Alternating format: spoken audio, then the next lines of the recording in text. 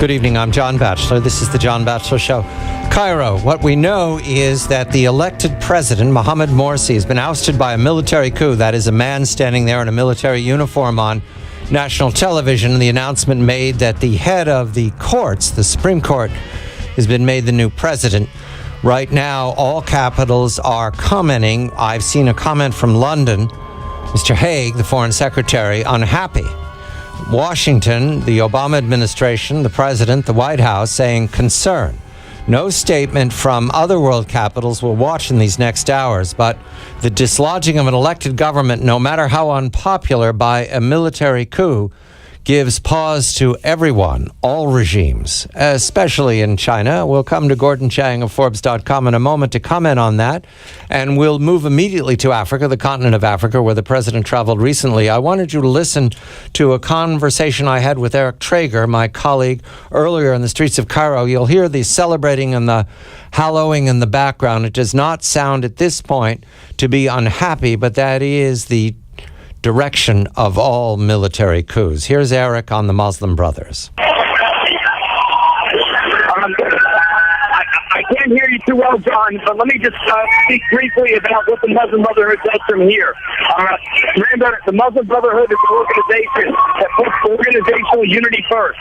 And the big dilemma they'll face is how do they keep their young members, who must be so disappointed in particular right now, from leaving the organization, rebelling on their failed leaders. And what they're going to be told, what these young people in the Brotherhood will be told, is that their president, who they work to elect, was ousted by the military that has long been opposed to Muslim Brotherhood, and that as a result, they need to keep fighting for something that was taken from them. The big flaw in that argument, of course, is that the reason Morsi had nothing to do with democracy or food. It really had to do with his own policy failures and the fact that the state crumbled from underneath him. But that is certainly not the way the Brotherhood saw it today when I spoke to them. It's not the way they're likely to see it tomorrow. And the result of that will probably be some form of struggle.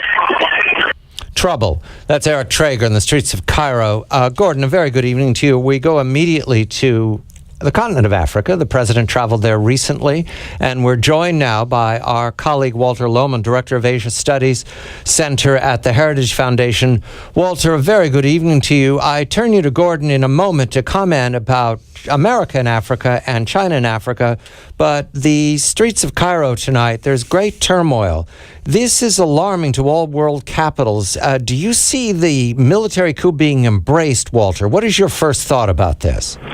Well, my first thought with regard to Asia is the Chinese. I mean, the Chinese are nervous by any kind of disturbance or deposition of a government by any means. So they're worried about things like street protests and that sort of thing.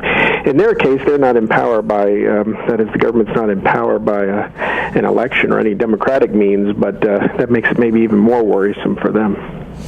You know, Walter, it's interesting because in China you have the talk of the military becoming the most powerful faction in the Communist Party. And, you know, we've seen over the last couple of years military officers almost acting independently of civilians, certainly criticizing them in public and making pronouncements on areas which once were considered the exclusive province of diplomats. So you already have an assertive military in China. And I'm supposing that Chinese leaders, you know, they look at last month, which was a horrible one for the Chinese economy. If the economy continues to crumble, I imagine civilian leaders are going to be very, very concerned that the military might do to them what the Egyptian military did to President Morsi.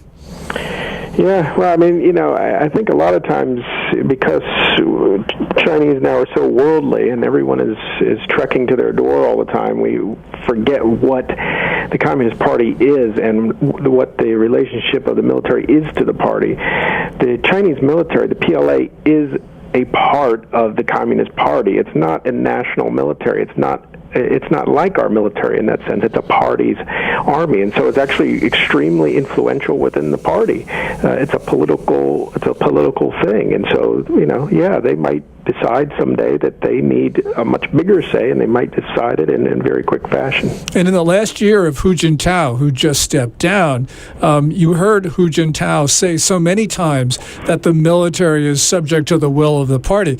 Well, you don't hear those things in the United States. You don't hear those things in Germany. You don't hear them in Portugal. And I think the reason is because no one considers that an issue. But you hear it in China because very much it is an issue. And so we've heard Xi Jinping, the new leader, also come out with these calls about how the military is subject to the will of the party. Even in the best of times, you have an unstable situation. And if you have an unstable situation in China, that really gets to the point where the military might actually do something. Let's travel to Africa because we've got too many villains, too little time, Gordon. Off to China in Africa. I read from Reuters, Walter, you're familiar with this. China's Xi Jinping, in his recent embassy, that's the polite term, he visited some of his enterprises in Africa, offered $20 billion in loans to help African countries for resource endowment. That means they're plundering Africa the way colonial powers have plundered Africa for several hundred years now. The president's visit, Walter, $7 billion was the number used for electrification in sub-Saharan Africa. How does the United States look to the people of Africa in comparison to China? Is China the great big deep pocket and the United States is cherry, or vice versa? Well, yeah, I think that they're certainly taking advantage of China's deep pockets. I mean, what they get in the bargain will be another issue. I mean, what I'm worried about a little bit is that we try to compete with the Chinese on some of this stuff. I mean, we can't go back to sort of 19th century mercantilism competing against the Chinese. We do well with our own model, which is to open up the markets and let American companies go in there and do what they do best, not giving them money to go in there. And the president's plan, this electrification issue, I mean, it's a noble idea. It's a good idea to help the people of Africa, but you're also going to be helping American companies. You're going to be helping, basically giving them corporate welfare to go in to subsidize their loans, to subsidize their risk. In the process of competing with the Chinese in Africa, I don't think we need to become more like the Chinese. We'll do it our way, like we've been doing it for centuries, and let the Chinese do it their way, which in the long run is not sustainable. Walter, the one thing I think about the Chinese is that the technocrats in Beijing have sort of figured out that China needs so much oil, so much iron ore and copper. But when you look at what's happening in the Chinese economy these days, you see a manufacturing sector in distress. And I think that probably China has overcommitted its resource deals in Africa.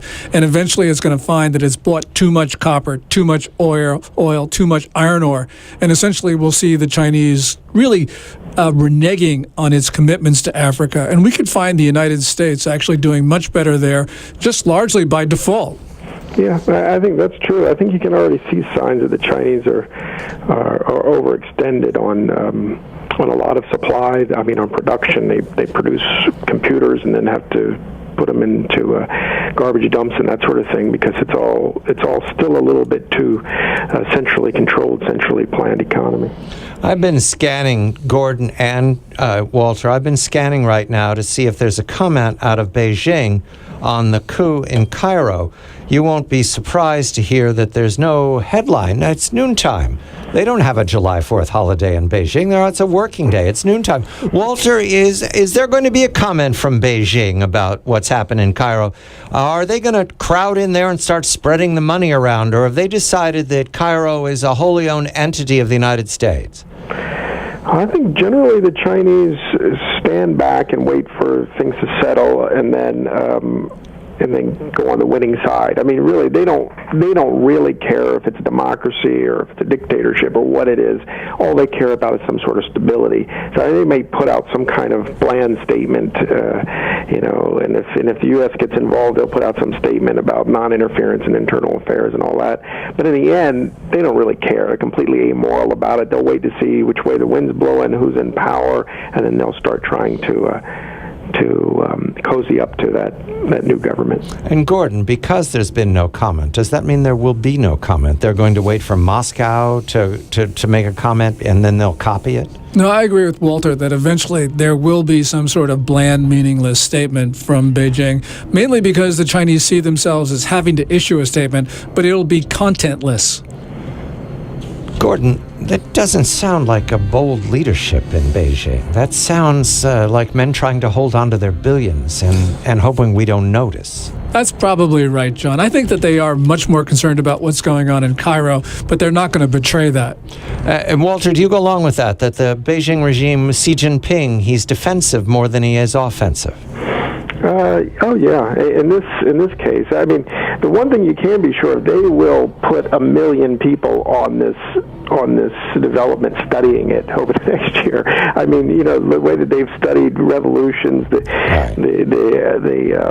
Arab Spring and that sort of thing, they put a lot of bodies on it to try to figure out what exactly happened so as to prevent it from happening at home. Walter Lohman is the Director of Asian Studies Center at the Heritage Foundation. Gordon Chang of Forbes.com. I'm John Batchelor.